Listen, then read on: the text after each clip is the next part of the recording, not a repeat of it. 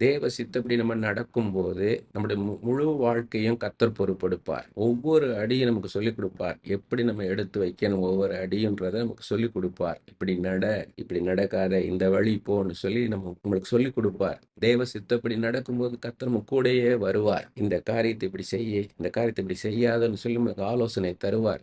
ஒவ்வொரு ஸ்டெப்பும் நமக்கு கத்துக் குடுப்பார். தேவ சித்தப்படி நடந்தாதான் அவர் நம்ம கூட வருவார். நம்ம சுய இஷ்டம் போல நடக்கும்போது கர்த்தர் நம்ம கூட வரமாட்டார். தேவ சித்தப்படி நடக்கும்போது தான் நம்ம கர்த்தர் கூட வருவார். எல்லா காரியங்களையும் அவர் பொறுப்பெடுத்துக் கொள்வார். நம்ம எதை குறித்தும் கவலைப்பட தேவையில்லை. ஏன்னா கர்த்தர் நம்ம கூட இருந்து நம்மளை கரம் பிடித்து நடத்துவார்.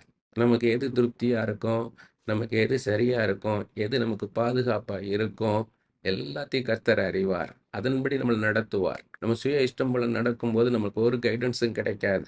கர்த்தருடைய சித்தத்தின்படி நடக்கும்போது கர்த்தர் ஒவ்வொரு ஸ்டெப்லையும் நம்ம கைட் பண்ணுவார்.